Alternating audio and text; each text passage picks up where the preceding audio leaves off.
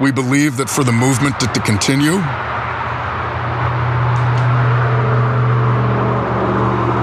it can't be me. And for that reason,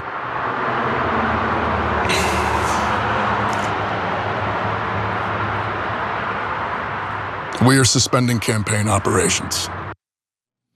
That was Graham Platner suspending his campaign in Maine, but did he? Because there's a big question as to whether his name is going to stay on the ballot or not, and what actually happened with Graham Platner. You're going to hear some developments here that you probably have not heard elsewhere that are an amazing and important additions to the latest story about Graham Platner. And then what in the world are we going to do next? So a lot to discuss here. Anna, tell us all about it. Yes. Well, for those who might have missed the story, let me just give you a little context and I'll give you the latest developments. Now, his decision to drop out of the race, of course, has to do with the Politico article that came out recently, where a woman by the name of Jenny Rassicot had accused Platner of forcibly raping her in her own home.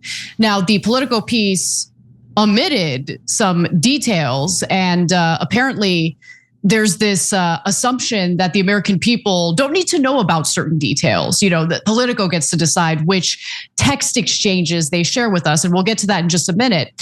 But the way the piece was written made it seem as though, or made the reader believe that, you know, Platner like broke into her home and then forcibly raped her. The allegations, in my opinion, and not even in my opinion, based on what we have in front of us, lack concrete evidence that he carried out a serious crime of rape. But Rassicot had deleted all communications that she had with Platner in the wake of the alleged assault. Politico cites the following as corroborating evidence: Facebook messages that she shared with a friend, where Rassicot describes Platner as consensually careless, and then proceeds to spend most of her time complaining about how she thinks he might have slept with a lot of women. A disclosure to another friend whom she spoke to about the incident at the start of Platner's campaign, a man that she dated after Platner, who said that she had divulged bits and pieces of what had allegedly happened. And then it wasn't until 2023 when she disclosed the whole story, and recent emails between herself and her therapist, where she contemplated going to the press about the incident, to which the therapist, who opted out of providing a statement or comment to Politico, said that she would not have to go public about a traumatic experience in order to be believed. Now, Rassicot was connected to Politico through a woman by the name of Cheyenne Hunt, and that's a 29-year-old attorney and former Platner supporter who founded an organization known as Reckoning Action. It's a nonprofit that focuses on combating workplace misogyny. So the revelations about Platner's alleged assault, alleged forcible rape, is what eventually did him in. He decided to drop out of the race. And of course, it was after pretty much everyone who had endorsed him had reversed their endorsement, and it became clear that there were growing calls for him to step aside. So I want to just quickly go into the details that were omitted in Politico's reporting, because the Politico piece had failed to report something that Rassicot had said to Jake Tapper, actually, in a subsequent interview. Now, she didn't get detailed about it, but Dropsite News caught it and decided to investigate it. So I'm going to go to what Ryan Grimm is, what he reported on X. Politico knew at the time of publication precisely what Jenny Rassicot texted to Graham Platner, but deliberately omitted it from their article. Rassicot, according to the lead Politico reporter on the story, told Platner she needed her glute massage. He told her that he was coming right over, and she responded by telling him not to do so. But he came over quickly to her home with the door unlocked, and he let himself in. And then Ryan Grimm says, whether this detail is important to you or not, it is a shocking breach of journalistic ethics by Politico and CNN not to include it in their coverage. And I agree with him. That detail might not change your mind about however you feel about this story or this alleged incident, but it is not up to Politico to decide whether or not we have the full story or the full context. we deserve the full context, including what she had texted him prior to his decision to show up to her house. Yeah, no, it's not close.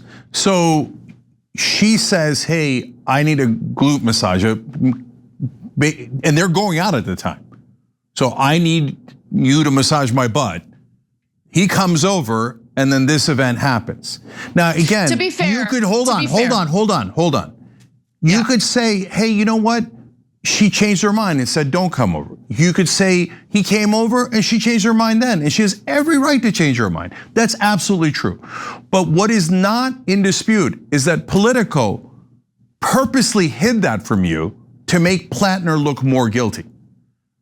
They did that on purpose. They had the text and they chose not to share that, which is at a bare minimum, obviously relevant to the context of what happened.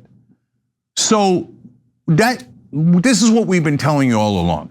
Look, guys, I've said this a million times, not related to this story, related to every outsider who's ever run on the left or the right, what the press does, and it is driven by people with a ton of money who do not want those people to win. If you think that's conspiratorial, you literally know nothing about politics. It's called Oppo research. Everyone who works in politics knows it. The press never tells you that they get spoon-fed that Oppo research, and that it is almost always from the incredibly wealthy and powerful PACs and lobbies. And it is almost always against outsiders, almost never against insiders. And so in this case, Matt Stoller, which we'll get back to in a second, listed the top donors for the Maine Democrats, and it is filled with people who are in favor of corporate PACs and especially, of course, AIPAC. But Politico doesn't tell you that either. They don't tell you where they got the Oppo research. They don't tell you why they're hiding critical facts about the case. And neither did any of the other outlets that have attacked and attacked and attacked and attacked. And so why did they call every girlfriend Graham Platner has ever had? That was the New York Times. But they called every girlfriend Adam Schiff has ever had? Or Marco Rubio or Ted Cruz? No, those are good boys and girls. They serve the powerful, they serve the donor class. So they are not to be touched. But if you got someone who will not serve the donor class, then the objective reporters go and try to destroy them on behalf of the rich and powerful. And as you can see from the Politico piece, they don't mind lying to you. They don't mind shredding their so-called journalistic practices, which amazingly Mika Brzezinski did a great job of explaining when the Politico reporter was on Morning Joe the other day, and we showed that to you. So they're liars. They don't have any principles. They're not journalists. Their job is to destroy any outsider that would challenge power. Yeah, I don't find these allegations credible. Sorry. Forcible rape is something that you would want to either fight or flee from. And just the way she tells the story, how do you stay in your house after the man who forcibly raped you falls asleep? Wouldn't you want to flee your home? And I know, Anna, you don't know how you would react if it happened to you. I would get the F out of there. You actually would know how you would react. You were assaulted once, and you were furious about it, right? And would you have invited that guy over for a cup of tea? No. Okay, so anyways, look, but this is super important, guys. We don't need to judge the women involved, and that's their personal lives, and they have different interpretations. I don't begrudge them anything, okay? I care about how does the media treat the different candidates, and are they being honest with you guys, or are they purposely targeting people and trying to destroy them? And that's why they dig and dig and dig, and the other guys get a free pass. What have they uncovered about Susan Collins? Nothing, right? Why? Because no one's trying to uncover anything about Susan Collins. They're not targeting her. They only target one side. And by the way, if he's replaced by a corporate Democrat, which is what we'll move on to next, they won't target that person either. They only target outsiders who will not serve power. Yeah, okay, so let's get to some more details. So Platner maintains that the allegations are false. He says that he's totally innocent and that there was no non-consensual sexual activity. Now, he had won a decisive victory earlier with the primary against Collins. So Platner, who had won that primary,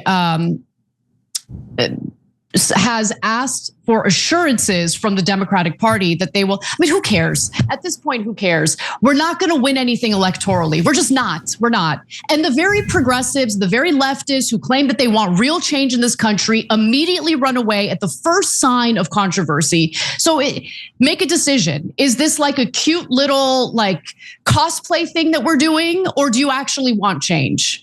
Okay, so if you're, by the way, I didn't even really like Platner all that much as a candidate, to be honest with you, to be fair. So I wasn't one of his vociferous defenders, but I don't like the fact that we're normalizing just making forcible rape allegations against someone to destroy their political candidacy. And then what happens next? I mean, this wasn't adjudicated in a court of law. He was never found guilty of doing anything wrong. So, but it doesn't matter because how this plays out, whether he did it or didn't do it, he looks guilty. And this will follow him around forever for the rest of his life when he hasn't even seen a single day in court. How is that okay? Yeah. How is that okay? And so, and by the way, there's extra layers to it. So he does that 11-minute video where he basically withdraws from the race. I'll get to the nuance in a second. And everyone in media all over cable news is like, not good enough. He should have confessed. Well, he says he didn't do it. No, he should say that he did it. But he thinks he didn't do it. No, he should say what we want. And he should just punch himself in the face and he should confess to things that we've accused him of. Well, what is it? And then of course they went to, now smear everyone who supported him. That's it, they're all guilty. No, we're not gonna do any of that. Now let's find out who is guilty. I wanna go to forward to graphics 5 and 6 here. So Matt Stoller, longtime progressive, and he got heat in the same ways that we do for saying that there's nuance in this story and exactly in the ways that he said it has nuance. And people are like, no, you can't do nuance. You have to be an idiot and you have to be binary and you have to destroy everyone in the establishment's path. He's like, really? And he explained top Maine Democratic Party donors in recent years are Reid Hoffman, Haim Saban, and David Ellison. David Ellison, as in the Trump ally who fired Stephen Colbert and is taking over TikTok, CBS News, and CNN. These names should mean something. Saban may be the single most important AIPAC donor in the Democratic Party. That is definitely true. He continues to say, and another big donor to the Maine Democratic Party is the founder of Zynga, Mark Pincus, who said in 2024, an attack on Amazon and his attack on America, it goes beyond big tech and Wall Street. Crypto fraudster Sam Bankman-Fried's partner, Nishad Singh at FTX, gave $100,000 to the Maine Democratic Party in 2022. By the way, Pincus is also an enormous supporter of Israel. Oh, look at that. All of the top donors for the Maine Democrats are all either corporate PAC donors, but really almost all of them are AIPAC donors. And they hated Graham Platner and they demanded that the press, the Democratic Party destroy him.